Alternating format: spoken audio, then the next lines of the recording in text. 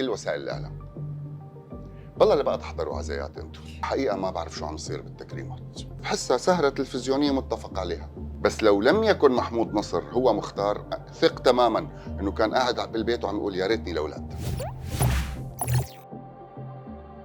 موجة التكريمات والتواجد السوري بالمهرجانات يلي نحن ما كنا شايفينه بالسنين الماضيه، فجأة طبعا نحن اكيد مرحبين واهلا وسهلا بالجميع، بس فجأة وين كنا نحن بالسنين الماضيه؟ كان عندنا اعمال مهمه ونجومنا هن تمام؟ والسؤال الرديف له لهذا السؤال ترند العزا وتواجد الاعلام وطريقه تعاطي النجوم والاعلام مع بعض بالعزوات. يا ريت يعني هي رساله مني إلك توصلها لكل وسائل التواصل، يعني كل وسائل الاعلام.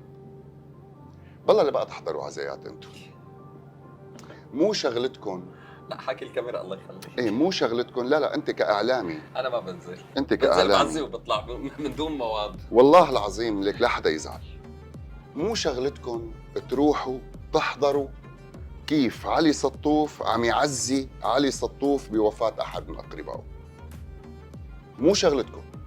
ايه بس الحياه الشخصيه مباحه للفنان. لا ما أنا مباحة. الجمهور من لا لا حقه يشوف. لا تكونوا أنتم، هي مهنة صدامية، فأنتم عم يفوت الإعلام لمطرح كتير ضيق عليه.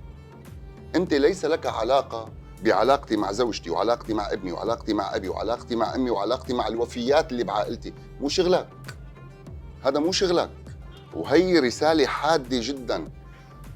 منعتونا نروح نعزي أصدقائنا بأحبائهم. في كثير من العزايات أنا ما رحت عليها مشان هذا الموضوع. شو كانت علاقتك بالمرحوم؟ لا ولو وحضر الممثل فلان والفنان فلان والممثل فلان وغاب. وشو بتقول له؟ شو موجه مدرسة أنت؟ يعني قاعد عم تقول لي مين حضر ومين غاب شو هاد؟ لا تحضروا العزاء أرجوكم، روحوا احضروا الأعرس. ليش ما عم تحضروا أعرس؟ ليه؟ ترند العزاء أقوى على السوشيال ميديا. ما بيصير، ما في احترام لا للمتوفى ولا لأصحاب العزاء. هي وجهة نظري أكيد اللي لن أتنازل عنها. أكيد. أرجوكم يا إعلاميين الغاليين على قلبنا، بيوتنا مفتوحة لكم ايمت ما بدكم، بس العزاء والله مو مطرحكم. له حرمته. وعن جد آسف للقسوة يعني لا بالجواب. حقك، وهي رسالة من حضرتك أكيد. الشق الأول من السؤال. الشق الأول من السؤال وبجوز تتفاجأ.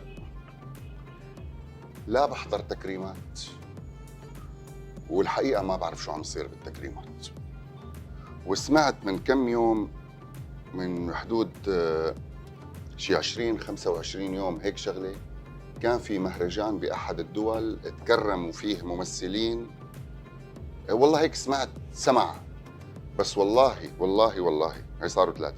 لا بعرف مين تكرم ولا بعرف ليش ولا بعرف شو اسم المهرجان. أنا بغض النظر عن كل شيء حكيته أستاذ، أنا عم بحكي عن الحالة بشكل عام. ما عندي مثل كثير فنانين بحسها بتشبه سهرة تلفزيونية. هيك أنا بحس، يعني بجوز ناس كثير تزعل، بس بحسها سهرة تلفزيونية متفق عليها يعني، وتاريخ عرضها كذا يعني. ما بعرف، والله ما بعرف. يعني انت عم تسالني سؤال ما بعرف جاوبه. لم ادعى، يعني بجوز انا ماني موجود على هي الخارطه، وما بتشكل لي فرق انه ادعى او لا ادعى. انا اللي بيشكل لي فرق اني اشوف مسلسل كثير مهم وانا بعتبر حالي ممثل جيد ولم ادعى لاقدم فيه شخصيه. إيه هون بفكر، هون بتضايق افكر. اما مهرجان، طيب انا لنفترض انه انا بدي احكي عن شخصيه انا بحبها، يعني انه انا محمود نصر وعملت المختار، يعني عملت شخصيه مختار ولم ادعى الى مهرجان للتكريم. شو بشكل فرق؟ ولا شيء. بس لو لم يكن محمود نصر هو مختار، ثق تماما انه كان قاعد بالبيت وعم يقول يا ريتني لولاد. مين كان لاعب؟ ما بعرف. مثل محمود نصر؟ ما بعرف. هي دبلوماسيه. لا مو دبلوماسيه، بس انا بشوف الممثل بمكانه. يعني محمود نصر قدم مختار، حط نقطه وراء مختار انه انتم شفتوني انا هون. لو كان ممثل اخر كنت شفت الممثل الاخر بهذا المكان. يعني نحن شفنا الاستاذ رامز الاسود. مين بذهنك ممكن يلعب الوفا؟ حاليا ما حدا براسي ليش ما بخطر حدا؟ ممكن ممثل آخر يلعبه بطريقة مختلفة وبمفردات مختلفة وبنفس الجمال. بس ليش أنا لحط كاست تاني؟ ليه؟ مشان شو؟ الشباب أساتذة وقدموا شيء جميل جدا وشخصيات اسماعيل ما متكاملة. ذكرناه خلال الحلقة. الأستاذ سامر مدهش، كلهم مدهشين والله. شو بدك تذكر لتذكر يعني؟